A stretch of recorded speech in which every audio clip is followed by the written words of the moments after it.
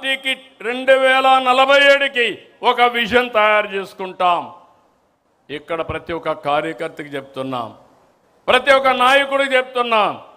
ఈరోజు మనందరం కూడా ఎక్కడికక్కడ సమర్థవంతమైన నాయకత్వాన్ని తయారు చేసుకోవడానికి నిరంతరం తెలుగుదేశం పార్టీ ఎప్పుడు కూడా నాయకుల్ని తయారు చేసే విశ్వవిద్యాలయం ఇది.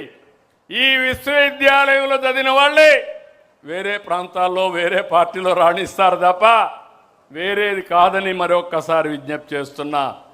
ఇంకొక పక్క సోషల్ రీఇంజనీరింగ్, జనాభా దామాషా ప్రకారం అందరికీ న్యాయం చేయడం తెలుగుదేశం పార్టీ సిద్ధాంతం. ఈ విషయం మనం గుర్తుపెట్టుకోవాలి. వెనుకబడిన వర్గాలు తెలుగుదేశం పార్టీకి వెన్నెముక. అలాంటి వెనుకబడిన వర్గాలకి మనం రుణపడి ఉన్నాం. వాళ్ళని ఆదుకోవాల్సిన బాధ్యత, గౌరవించవలసిన బాధ్యత నాయకత్వానికి ఉందని మరొక్కసారి విజ్ఞప్తి చేస్తున్నాం. అందుకని కొత్తగా కొన్ని ప్రోగ్రామ్స్ కూడా తీసుకుంటున్నాం. ఇప్పుడే చెప్పారు, ట్రెజరర్ గారు చెప్పారు, జనరల్ సెక్రటరీ గారు చెప్పారు. ఈరోజు మనం 160 కోట్ల రూపాయలు దగ్గర కార్యకర్తల సంక్షేమం కోసం ఇన్సూరెన్స్ కింద మనం డబ్బులు ఇచ్చాం. ఈరోజు అందుకనే మళ్ళీ ఒక విభాగాన్నే పెట్టాం, ఎడ్యుకేషన్, ఎంప్లాయ్మెంట్. మన పిల్లలు కానీ మన మీద ఆధారపడిన మన కుటుంబ సభ్యుల పిల్లలకి చదువు విషయంలో ఏదైనా ఇబ్బంది వస్తే, లేకపోతే ఎంప్లాయ్మెంట్ విషయంలో ఇబ్బంది వస్తే ఏ విధంగా చేయాలనో చేస్తాం. రాష్ట్రానికి సంజీవని ఇచ్చాం. ఇక్కడ మనం ఒక యాప్లోనే పెట్టాం, మై హెల్త్ యాప్లో పెట్టాం. ఇందులో ప్రతి ఒక్క కార్యకర్త ఆరోగ్యం కాపాడే బాధ్యత, భవిష్యత్తులో మీకు ఏదైనా కష్టాలు వస్తే మిమ్మల్ని ఆదుకునే బాధ్యత పార్టీ తీసుకుంటాం, మానిటర్ చేస్తామని మరొకసారి విజ్ఞప్తి చేస్తున్నాను. మూడోది ఎథికల్ ఎకనామిక్ ఎంపవర్మెంట్. న్యాయంగా డబ్బులు సంపాదించుకోవడంలో తప్పలేదు. నేను ఎన్నోసార్లు చెప్పాను, పార్టీ అధినేతగా నా బాధ్యత నా కుటుంబ సభ్యులకు కూడా నాకు ప్రాణ సమానమైన తెలుగుదేశం పార్టీ కుటుంబ సభ్యుల ఎంపవర్మెంట్ కోసం నిరంతరం పనిచేస్తానని మరొక్కసారి మీ అందరికీ హామీ ఇస్తున్నా. ఇవి చేస్తూనే మళ్ళీ మిమ్మల్ని కోరుతున్నా, స్థానిక ఎన్నికలకు సిద్ధంగండి. ఎప్పుడు ఏ ఎన్నికలు వచ్చినా గెలిపే ప్రధానం. ఎవ్వరు కూడా ఇగ్నోర్ చేయొద్దండి. నాయకులకు గౌరవిస్తాం. మీ పరిధిలో మీరు గెలవకపోతే మాత్రం మీకు దండం పెడతారని మళ్ళీ ఒకసారి విజ్ఞప్తి చేస్తున్నా. గెలిపి ద్వేయంగా నాయకత్వం పనిచేయాలి. ఎక్కడికక్కడ ప్రజలతో అనుసంధానం కావాలి.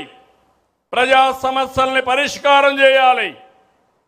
సమస్యల్ని పరిష్కారం చేయడమే కాకుండా చేసిన పని మన ద్వారా చేశామని పదే ప్రజలకు గుర్తు చేసి వాళ్ళని మన పార్టీ వైపు ఆకర్షించుకునే బాధ్యత కూడా మీదే. ఓటు నమోదు కార్యక్రమం పైన కూడా శ్రద్ధ పెట్టండి. సర్ వస్తూ ఉంది. దీనిపైన బిఎల్ఓలతో కోఆర్డినేట్ చేసుకోవాలి. స్పెషల్ ఇన్సెంటివ్ రివిజన్లో అందరూ భాగస్వాములు కావాల్సిన అవసరం ఉంది. ఇక్కడ మీకు ఒక విషయం చెప్తున్నాను. వేరే పార్టీ వాళ్ళు తప్పులు చేసి ప్రజలు వాళ్ళు అంతేలే అనుకుంటారు.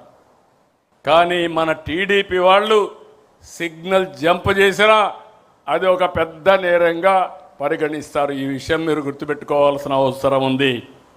అది మన పార్టీ విశ్వసనీయత, అది మన క్రెడిబిలిటీ.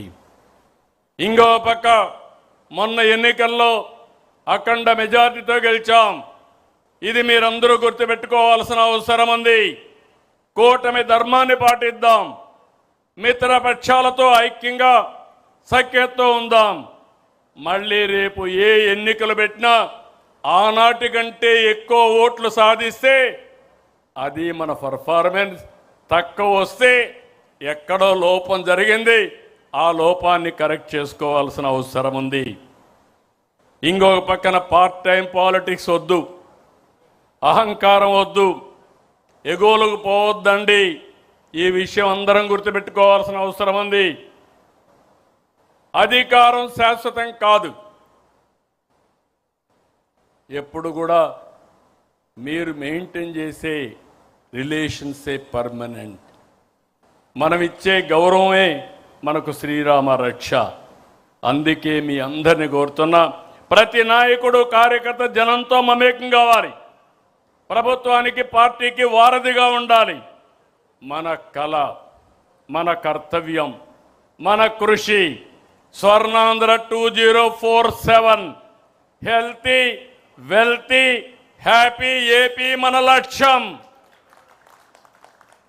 మహానాడు సాక్షిగా తెలుగు జాతికి పునరంకితం అవుదాం. 2 రోజులు చర్చిద్దాం. చర్చించిన తర్వాత ఏ విధంగా చేయాలనో వారి వారి స్థాయిలో వారు ముందుకు పోవాల్సిన అవసరం ఉంది. అవకాశాలు వస్తాయి. అవకాశాలు నిలబెట్టుకుంటే ఇంకా అవకాశాలు వస్తాయి.